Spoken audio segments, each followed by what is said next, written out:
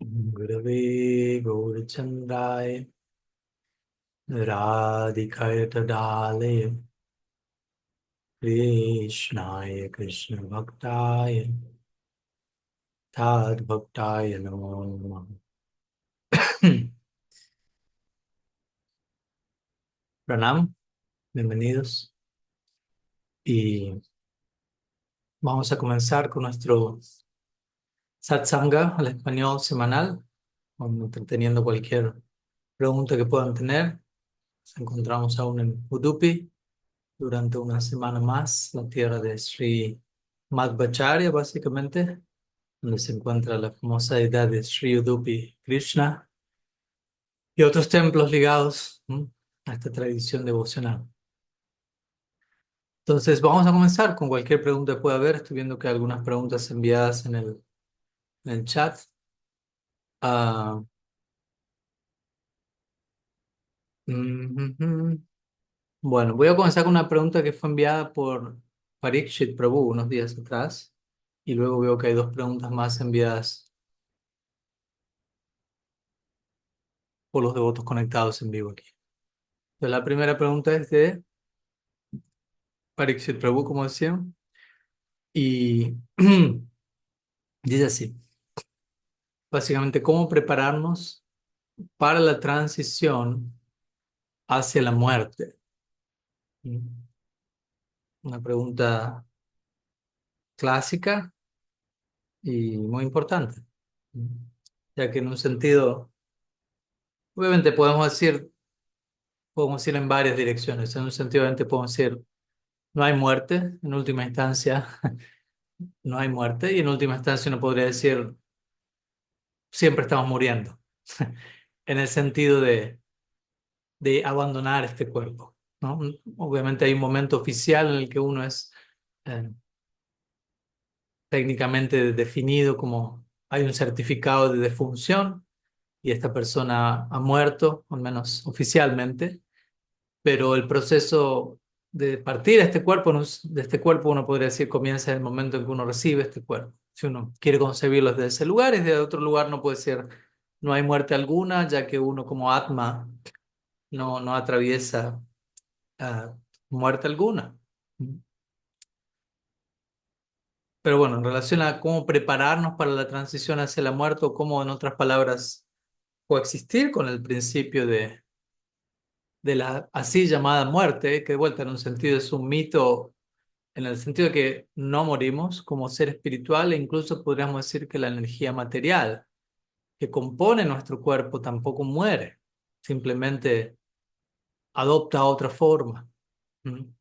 Las diferentes átomos, moléculas, etcétera, no es que dejan de existir, simplemente mutan en otra expresión en particular. Entonces, desde ese lado, incluso uno podría presentar un argumento para hablar de la materia como eterna o sin comienzo y sin final. De hecho, cuando Krishna habla, se refiere al mundo material, en el Bhagavad Gita le utiliza palabras como Ananta y Anadi, sin comienzo y sin final. Entonces, uno podría presentar un argumento para hablar de la materia en esos términos, pese a obviamente reconocer los diferentes cambios que, que atraviesa, las diferentes fases en las que se expresa el campo material. Ahora, en cuanto a lo que es el capítulo en el cual uno oficialmente parte de este cuerpo como alma, cómo prepararnos, pues lo que siempre viene a mi mente es la única manera en la que le podemos perder el temor a la muerte es familiarizándonos con la muerte. En otras palabras, comenzando a morir en un sentido a lo que realmente tenemos que morir para dejar de tener temor a otras formas de muerte. En otras palabras, necesitamos morir al ego falso, necesitamos morir a diferentes capas de falso sentido de la identidad, a diferentes apegos, a diferentes temores que surgen de todo eso. En el día a día necesitamos morir a algo, soltar algo, dejar algo atrás para aceptar una versión superior y más profunda de la realidad. Srila Maharaj citaría a Hegel a este respecto, quien diría morir para vivir. Para vivir en un nuevo nivel de profundidad, para existir en una versión aumentada de mí mismo, necesito morir a lo que fue mi perfección el día anterior o el momento previo. Srila Bhaktivinoda Thakur diría, la perfección de hoy es la imperfección de mañana. No para volvernos neuróticos y para no apreciar el logro que uno puede haber alcanzado el día de la fecha, simplemente para tener en claro, el día de mañana ya se me va a estar invitando a algo superior, a algo más profundo. La naturaleza dinámica de la existencia, de la realidad, siempre se mueve, siempre está en flujo, siempre está progresando, evolucionando hacia algo más amplio, más profundo. Como decimos siempre, Krishna mismo se vuelve cada vez más bello, su experiencia del amor divino es a cada instante más profunda. Entonces todo está evolucionando, desplegándose eh, sin fin. Entonces naturalmente el resto de la existencia sigue ese patrón. Por lo tanto, siempre somos invitados a un nuevo nivel de vida y un nuevo nivel de vida corresponde con un nuevo nivel de muerte, ¿no? Morir a algo, soltar algo.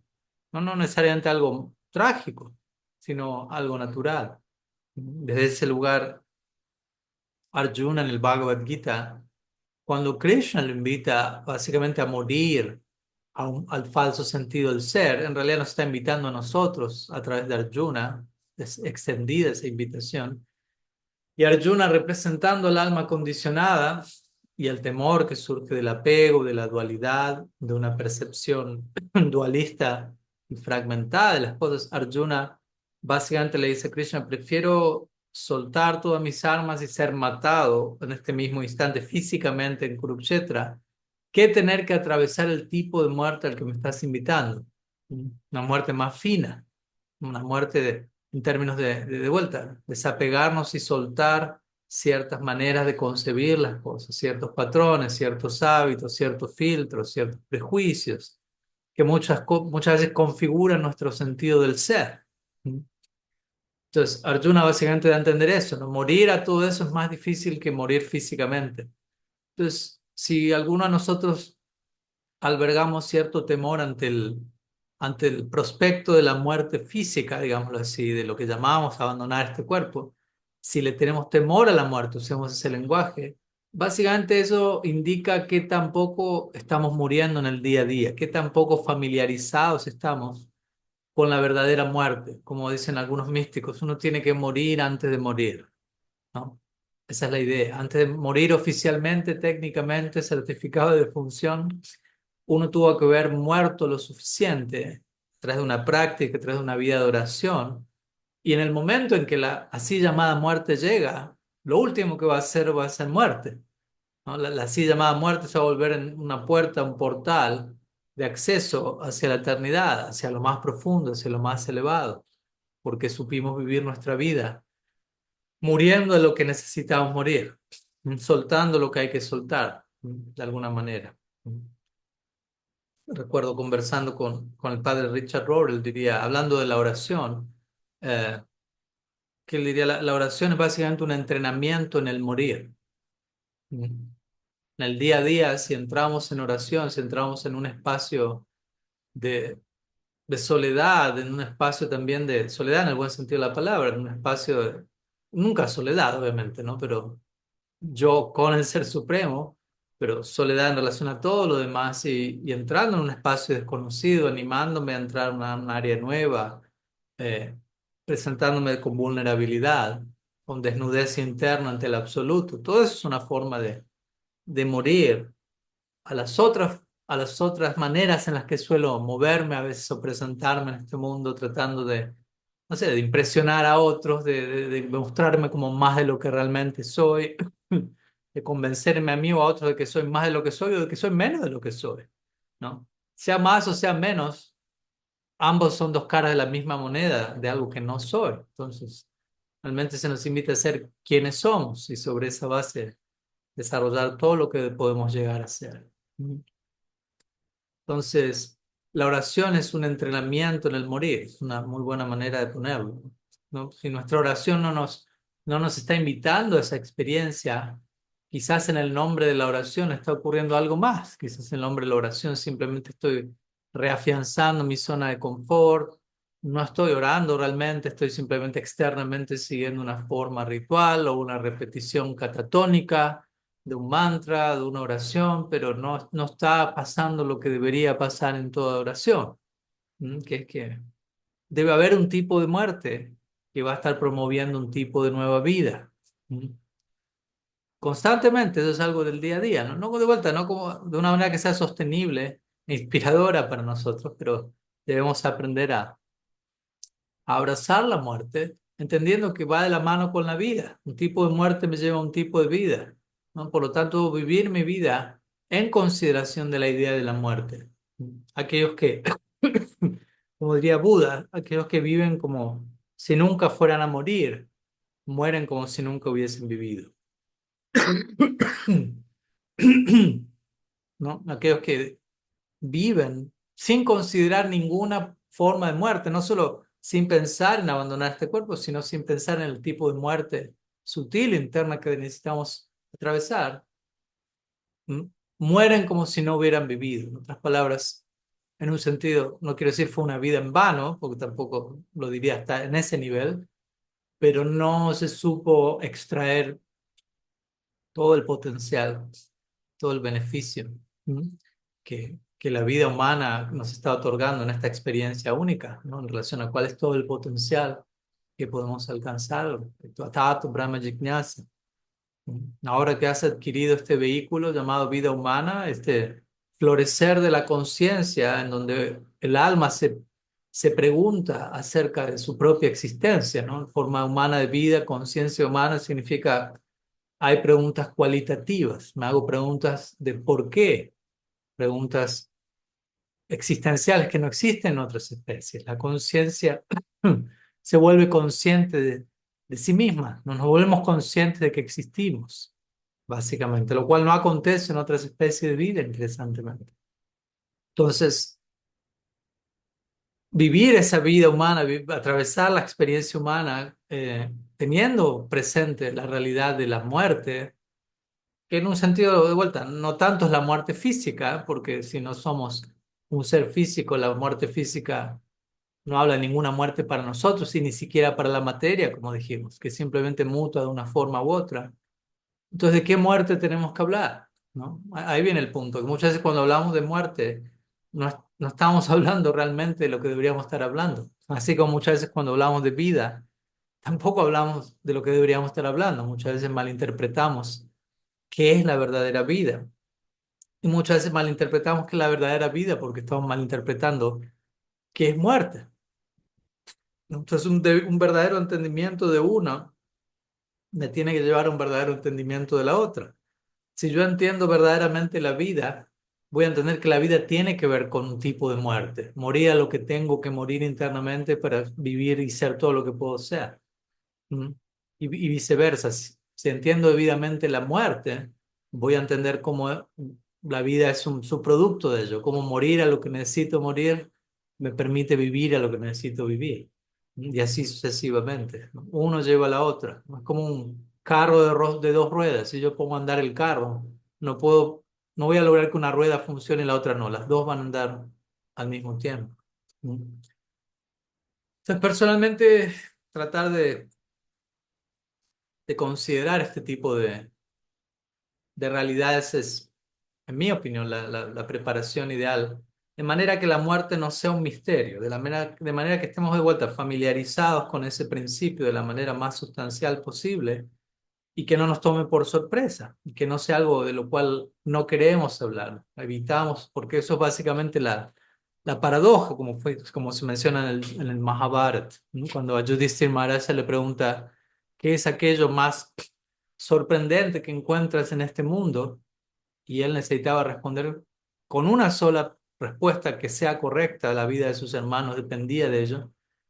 Y él respondió, lo más sorprendente que encuentro en este mundo es justamente que todo a nuestro alrededor está muriendo, en un sentido de la palabra, como hemos mencionado, pero todo el mundo vive como si eso no les vaya a pasar a ellos, ¿no? Como si uno fuese la excepción universal a la regla.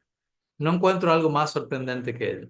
Entonces, en otras palabras, no, muchos de nosotros no confrontamos la palabra muerte, las implicancias de ese término, no desglosamos esa realidad como deberíamos hacerlo. Y, y idealmente la vida humana en gran parte está para contemplar ese fenómeno, ¿no? Y entenderlo debidamente. Me recuerdo hace unas semanas atrás me encontraba en Jagannath Puri y hay un sitio en Jagannath Puri de peregrinaje, interesantemente, dentro de otros sitios más conocidos en nuestra tradición relacionados a Mahaprabhu, Gambhira, Siddhavakul, obviamente el templo de Sri Jagannath, Tota Gopinath, etcétera. Tantos lugares especialmente ligados a nuestra tradición, pero hay un sitio de peregrinaje, digámoslo así, sagrado más general, que también está mencionado en los libros de Parikram de nuestra escuela, y es Swargadwar.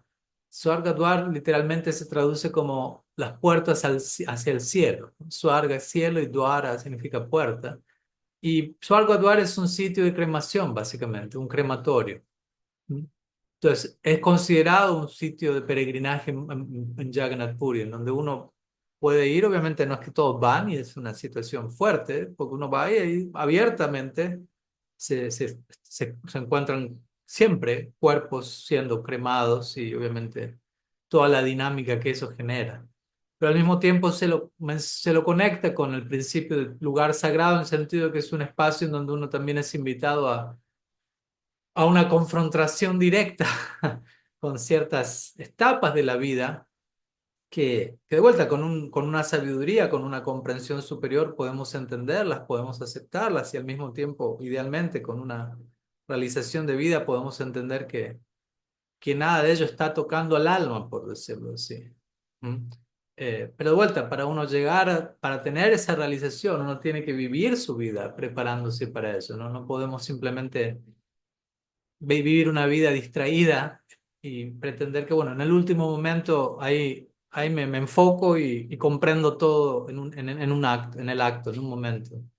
No, justamente como decimos, el propósito de vivir nuestra vida es entender que al menos la fase física de este viaje, en esta existencia, culmina en el crematorio, pongámoslo así.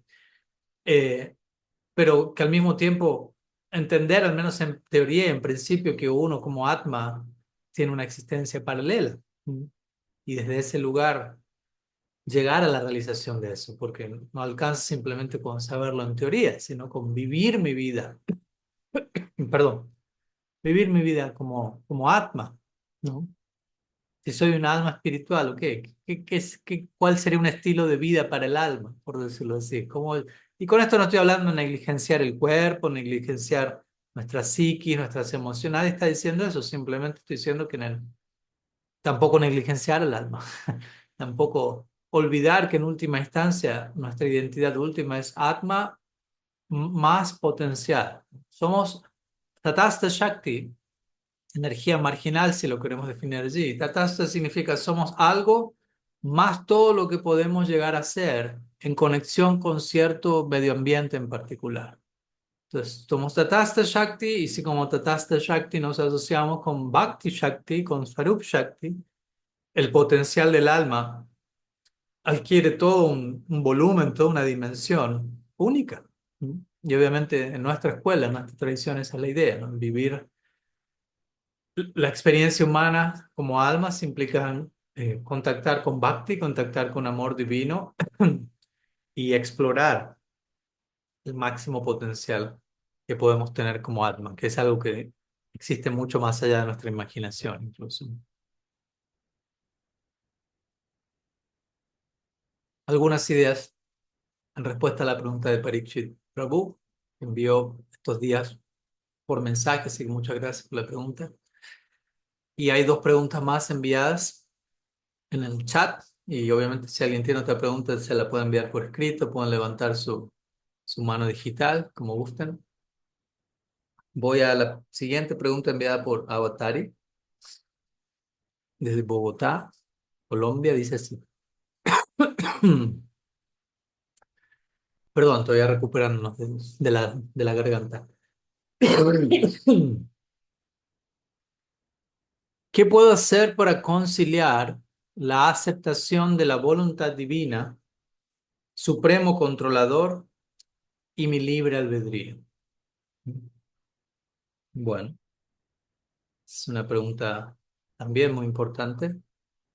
Son preguntas que a veces hasta que alguien no las hace, nosotros también no nos las hacemos, no nos las hacemos. Y una vez que alguien la presenta es como, oh, sí, es importante armonizar. Bueno, ¿qué significa que yo tengo libre albedrío? ¿Qué significa que yo tengo existencia individual? ¿Y qué significa que Dios, digamos, y que Krishna, que el Ser Supremo, es definido muchas veces como el controlador supremo, ¿no? Como con algo que existe, algo llamado la voluntad divina, que hasta qué punto, cómo eso existe de manera que yo sigo teniendo libre albedrío, ¿no? Entonces, es toda una conversación que muchas veces no se le entra en detalle y se la reduce a algo muy simplista o usamos palabras, pero no entendemos las implicancias de esas palabras, ¿no? Si decimos, no, Krishna es omnipotente, el supremo controlador, hace lo que quiere, y al mismo tiempo uno tiene libre albedrío, pero uno dice, pero ¿hasta qué punto si él hace lo que quiere, hasta qué punto yo elijo algo o Krishna lo controla todo? Entonces, ¿qué? ¿Hay algo que yo pueda hacer, decir, ofrecer o ya está todo controlado? O a veces usamos la palabra ah, el plan de Krishna y muchas veces podría sonar como que ya está todo planeado, ¿no? Como que ya Krishna tiene todo un plan para cada uno y por lo tanto no tengo elección en el asunto porque ya el plan ha sido hecho, ¿no? De vuelta, yo no estoy diciendo que todo esto se encuentra en las escrituras de esa manera, estoy diciendo que a veces utilizamos palabras que pueden ser entendidas de esa manera, pero que no, si no, como digo, si no desarrollamos las implicancias de esas palabras, no nos damos cuenta que en verdad contradicen otras cosas, porque por otro lado decimos, hay libre albedrío, pero si por otro lado decimos, ya está todo planeado, suena suena como si fuese una perspectiva predeterminista, ¿no? Donde todo ya está determinado. Entonces, sí, el alma tiene libre albedrío. Vente, la palabra libre albedrío en sí es compleja y cómo se la entiende en diferentes círculos.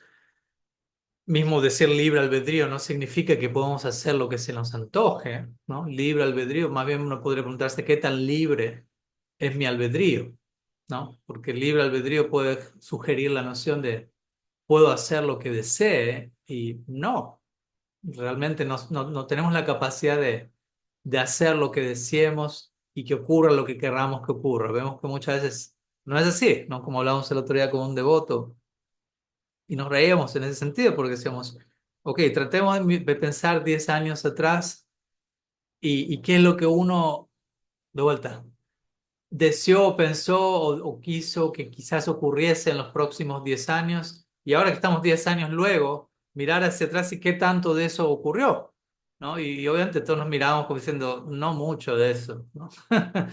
Entonces, con esto no estoy diciendo que no tenemos libre albedrío, simplemente estoy diciendo que nuestra voluntad, nuestra agencia, a veces utiliza esa palabra en círculos más filosóficos, es limitada, ¿no? Es limitada. Al mismo tiempo que el Ser Supremo tenga su propio libre albedrío, su propia voluntad divina, no significa que es, ¿cómo decirlo? Obviamente el Ser Supremo tiene un libre albedrío que sí es libre, que sí se expresa de manera más amplia, más influyente, más poderosa, más profunda, siendo que él también se encuentra no solo más allá de toda ilusión, sino que se encuentra en una categoría así separada, siendo Dios. Pero eso no significa que su poder y su influencia es tal que cancela nuestro propio libre albedrío, ¿no? Porque eso sería una contradicción a lo que enseña el Shastra. Jiva Goswami explica, la Jiva posee 21 cualidades, obviamente podemos enumerar infinitas cualidades, pero las resume en 21, y una de ellas es Kartritva. Vedanta Sutra explica lo mismo. Kartritva significa básicamente libre albedrío, ¿no? Entonces, es una cualidad intrínseca del Atma. Si uno retiraría esa cualidad, no hay Atma. Ya estamos hablando de otra cosa. ¿Mm? Y el Atma existe eternamente, ¿no? Krishna dice en el Bhagavad Gita, aquello que existe siempre va a existir. Aquello que no existe nunca va a existir, ¿no? En otras palabras, no hablo. si algo existe y existimos como atmas, no podemos dejar de existir, pero si dejásemos de tener libre albedrío, dejaríamos de existir, porque el atma intrínsecamente posee libre albedrío. Entonces, el libre albedrío de Krishna, la voluntad divina, tiene que existir de tal manera que no infringe en el libre albedrío del alma. Entonces, sí, Krishna es el supremo controlador, en el sentido que es Dios, en el sentido de que hay un orden divino y cósmico para todo, pero no significa que Él puede irrumpir en mi vida hasta el punto de quitarme el libre albedrío y hacerme dejar de existir o cosas por el estilo. A veces en el nombre de describir a Dios como omnipotente, generamos una idea de omnipotencia que es exagerada y desmedida y que empieza a contradecir otros aspectos del ser supremo. ¿Mm? Como a veces gusto decir, omnipotente no significa que Krishna puede hacer absolutamente todo, ¿no? Krishna no puede dejar de ser Dios, por ejemplo. No, no es que él pueda hacer eso. Pero alguien que diría, no, omnipotencia significa que él puede hacer absolutamente todo. Si él quiere, puede dejar de ser Krishna. Si él quiere, puede dejar volverse, caer en ilusión. No, no, no, no, no es posible. Pero por decir eso no estamos diciendo que él no es omnipotente, simplemente estamos redefiniendo omnipotencia. Entonces, personalmente, hay diferentes formas de hablar de todo esto en el contexto del Gaudiya Vaishnavismo y diferentes Vaishnavas lo conciben con ciertos matices diferentes, pero personalmente siento que lo más realista y alineado con el Shastra es obviamente el alma tiene libre albedrío, Krishna tiene libre albedrío. No hay un plan predeterminado en donde Krishna ya calculó y definió qué iba a pasar con nuestra vida en la trayectoria eterna, pero sí hay un plan divino en el sentido de una intención divina, en el sentido de que Krishna tiene la mejor intención para cada uno de nosotros y en cada momento de nuestra vida Bhagavan está tratando de ejercer la influencia más auspiciosa posible, considerando la situación específica en la que nos encontramos. El ejemplo que gusto dar es el del GPS, ¿no? El GPS es, uno está manejando y uno dobla, el GPS le dice dobla a la izquierda y uno dobla a la derecha. Uno comete el error.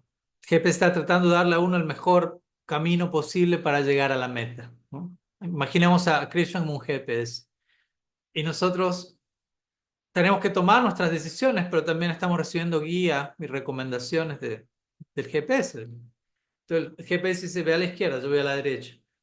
Cuando yo voy a la derecha, el GPS inmediatamente dice recalculando.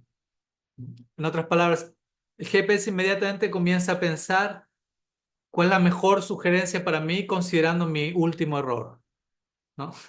Mi última desviación. Luego vuelvo a doblar en el lugar equivocado, el GPS dice recalculando. Constantemente el GPS se está readaptando para proveerme el mejor sendero posible, la mejor perspectiva posible, considerando dónde me encuentro y los errores que incluso que he cometido. De la manera, esa es la manera en la que la voluntad divina opera en nuestra vida, ¿no? Considerando mi libre albedrío y las decisiones que tomo con mi libre albedrío, a veces más iluminadas, a veces menos, Krishna, GPS, constantemente está recalculando, recalibrando, reajustándose y ofreciéndome, extendiendo su gracia de la manera más favorable posible, dada la circunstancia específica en la que me encuentro. ¿Mm? Entonces, desde ese lugar, él ejerce una influencia en mi vida, no hasta el punto de, ¿cómo decirlo? De vuelta, de transgredir mi propio libre albedrío, cancelar mi decisión, haber tenido un plan predeterminado, porque en ese caso todo eso cancelaría nuestro libre albedrío y cancelaría por ende nuestra existencia como alma, cuya cualidad intrínseca es el libre albedrío. Y eso no es posible, porque como digo, el Bhagavad Gita dice, aquello que existe siempre va a existir. Entonces el alma, existimos como almas, siempre vamos a existir como quien somos, unidades con libre albedrío. No podemos ser disminuidos en eso. Entonces sería básicamente la idea, algunas maneras de pensar, de reflexionar en cómo coexisten, cómo conviven estas ideas de la voluntad divina, ¿no? De cuál es el rol de la voluntad divina, ¿no? Y Krishna es supremo controlador. De vuelta, son palabras que debemos saber interpretar correctamente porque si no, podemos volver a Dios un dictador o algo así, ¿no? Como Dios, yo diría una definición muy segura con la cual empezar es Dios es amor, ¿no? La Biblia dice eso y nosotros lo decimos a nuestra manera. Raso Vaisaha. Taittiriya Upanishad dice, Él, el absoluto, el ser supremo es raza. Raza es la expresión última del amor. Entonces, Él es amor, Él es raza. Entonces, si Dios es amor, la naturaleza del amor es que no intenta controlar a la otra persona, ¿no? O sea, si yo te amo, mi intención es que verte libre, ¿no? Valorar tu libre albedrío, no es cancelar tu libre albedrío a través de mi amor. La naturaleza del amor no es controlar al otro, ¿no? El otro termina controlado por la fuerza del amor, pero no es que la intención del que ama es controlar a la persona.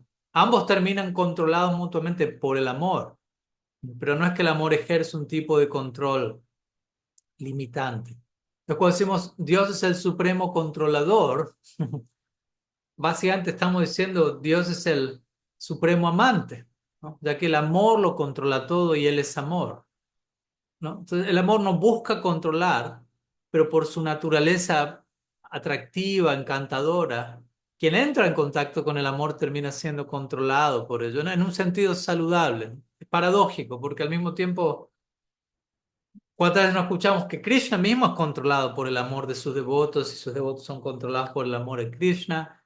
Pero esa situación de estar controlado al mismo tiempo representa la máxima libertad, ¿no? Entonces ahí entramos nuevamente en el terreno de las paradojas y de las aparentes contradicciones, ¿no? Donde, ok, el amor divino ofrece es un tipo de esclavitud, incluso podemos usar esa palabra fuerte que si la hacía Maharaj utilizaría.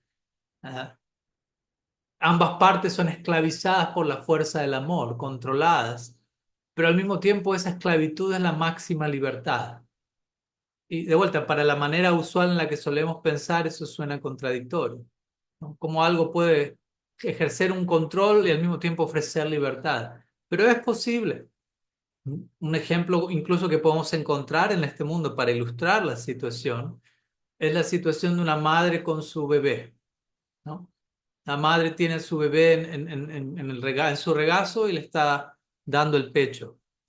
Entonces, en un sentido, la madre está siendo controlada por su bebé, ¿no? No es que el bebé quiere controlar a su madre, pero la naturaleza del intercambio afectuoso hace que la madre esté controlada, si queremos usar esa palabra.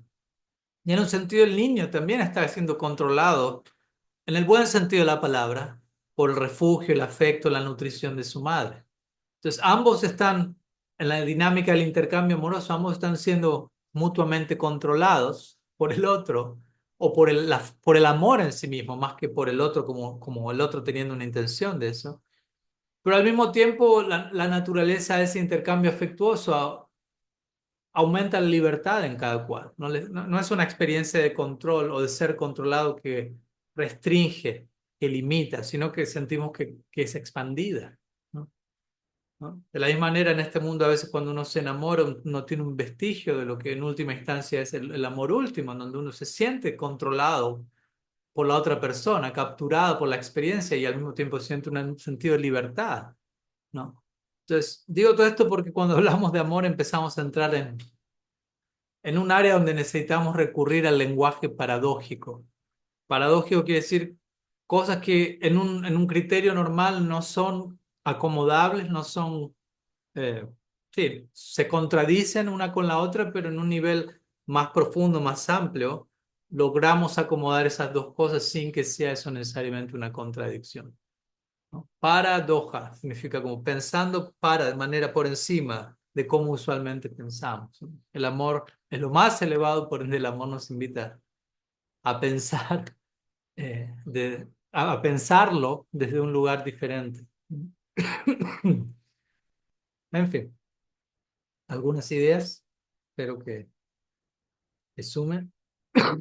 Gracias por la pregunta. Perdón. En fin, queda una pregunta más que fue enviada por Paul, así que vamos a leerla y quizás concluimos con ello si es que no hay otra consulta. Si es que la hay, pueden ir enviándola. A ver, dice. Quisiera, por favor, nos hable de dos temas. La polaridad y extender la idea de que las ideas son también personas. ¿Cómo funcionaría eso? ¿Nosotros creamos las ideas y damos vida? ¿O todo ya existe y nosotros nos encontramos con esas personas o ideas que ya existen como consecuencia de nuestros actos? Puede ser. Ok, creo haber entendido la pregunta. En todo caso, si mi respuesta responde a otra cosa, ahí me aclaran, por favor. Am, a ver, vamos a ir por partes. Las ideas son también personas. ¿Cómo funcionaría eso? Bueno, por ejemplo, me recuerda una frase de Srila Sridhar Maharaj, en donde él diría, y la cito en mi libro de Personalismo Radical, que él dice justamente en el marco hablar de personalismo radical, él diría, en última instancia todo es una persona, ¿no? Todo lo que podemos pensar, en última instancia, incluye una concepción personal. ¿Y a qué se refiere él con eso? Bueno, varias cosas, pero principalmente él diría, si hay una idea, ¿no? Si existe algo llamado una idea, implica que hay una persona, obviamente aquí también podemos irnos para el lado platónico y el mundo de las ideas, como él lo concebiría. Pero en nuestra tradición Gaudiya Vaishnava diríamos, por un lado, obviamente, sí, detrás de toda idea hay una persona en el sentido de que si surge una idea, implica que esa idea la tuvo una persona, ¿no? Uno podría decir, por un lado, eso, cómo explicar eso desde un lugar, ¿no?